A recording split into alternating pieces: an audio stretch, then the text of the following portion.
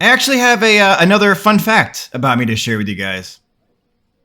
Now, I know this one is going to sound a little hard to believe, but I am what's called a dolphin attack survivor.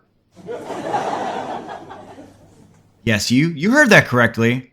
I was once brutally assaulted by a dolphin, and I'm honestly lucky to be alive today. Now, I know you're probably thinking, but dolphins are cute and smart and friendly. Wrong. You're wrong. They're deadly predators with a thirst for human blood. And I feel like I have an obligation to share my brave and heroic story with you right here, right now. My courageous tale takes place during a trip to Jamaica, and one of the fun activities you can do while you're there is swim with dolphins. And who doesn't want to do that? So obviously I signed up for it. Now, getting to the dolphins involved riding in a bus with strangers across the magical countryside of Jamaica. And in case you didn't know, Jamaica is considered to be a third world country. And let me just say that it shows. Yeah, it definitely shows. Like if Bob Marley and Usain Bolt had never been born, I'm pretty sure Jamaica would be like that place on Game of Thrones where they send the people that get grayscale. And yeah, if you haven't seen Game of Thrones, just imagine a beautiful, amazing tropical island surrounded by crystal clear waters. And then imagine that that island is full of monsters and homeless people. And listen, I'm sure there are probably nice parts of Jamaica, but it wasn't like the bus driver asked us to choose between the scenic route and the post-apocalyptic wasteland. The bus drive was fun because when we were about, I don't know, halfway to the Dolphins, we came across a traffic stop that the Jamaican police were taking very seriously. These guys were jumping out of their squad car wearing full body armor, assault rifles up and pointed at the stopped car.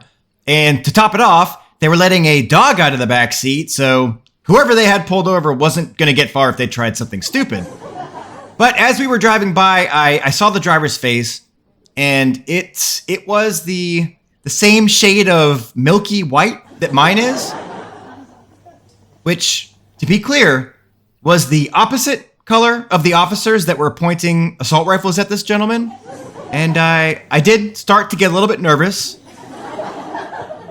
And it's because the news back in the US frequently shows white cops doing horrible things to black people. And I'm not saying that means they intentionally do the opposite down here. But I am saying that I was on my best behavior from there on out because I imagine my mouth would be doing a lot more than talking if I landed in Jamaican prison. Shortly after the traffic stop, we arrived at the Dolphin Park. And at first glance, I'll just say that it's no SeaWorld, Jamaica. You know? And I kept my expectations low, but now I'm just starting to think about what the hospital situation looks like down here. Like, if I get injured, do they know what surgical steel is? Or will they be using leeches to suck out the bad vibes? The good news is, I know safety was important to them because they did give us life jackets, and that was nice because I am not a strong swimmer. And also because I imagine rescuing alleged church shooters from drowning is probably not high on their priority list. At this point, my life jacket's on and I am ready to see the dolphins. But apparently, SeaWorld Jamaica has two other attractions that they really want you to see first. The first one is a small section of the beach that's filled with stingrays. And my honest review is that unless you are just really wanting to get up close and personal with the creatures that murdered Steve Irwin,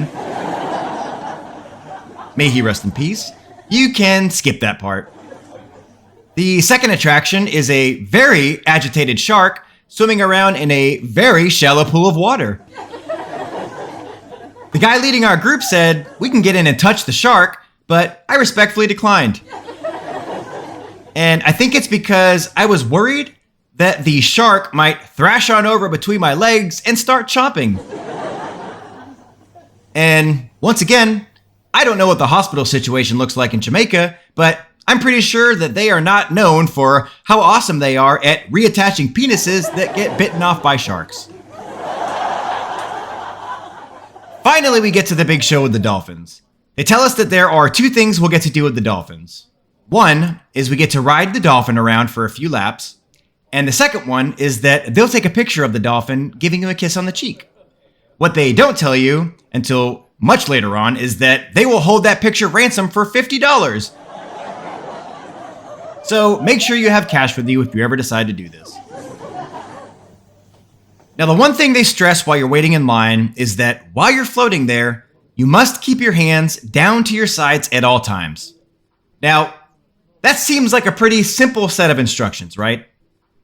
I learned that the reason you're supposed to keep your hands to your sides is because the dolphin might literally try to eat you. And I learned this because the dolphin literally tried to eat me. Yeah, apparently, my ghost-like skin makes me very reflective and delicious looking to ocean critters, and that resulted in me getting bit by the dolphin. Yeah, dude just took a quick chomp of my arm and then just kept on going along his route to pick up his next passenger. Now this was a powerful learning opportunity for me. The first lesson here was obviously in following directions. Never in a million years would I have ever thought that dolphins attack people, so it doesn't matter. This one's on me. I own that.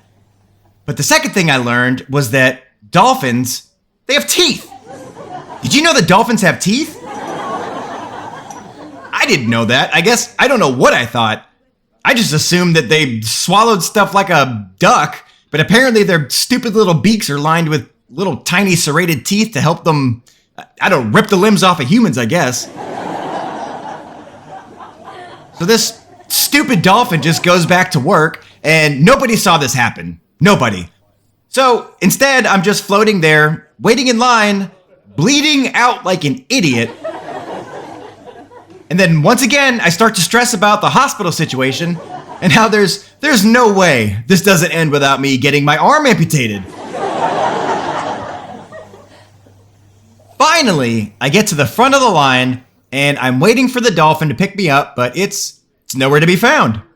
And I'm watching these trainers as they're trying to lure the dolphin to punch back in for the day, and I started to notice that these guys didn't really look like they received any specialized training for this job. I mean, there's a dude on the docks with a whistle. There's another guy in the water that's just kind of splashing and shouting. And I'm thinking, this is how I would try to summon a dolphin.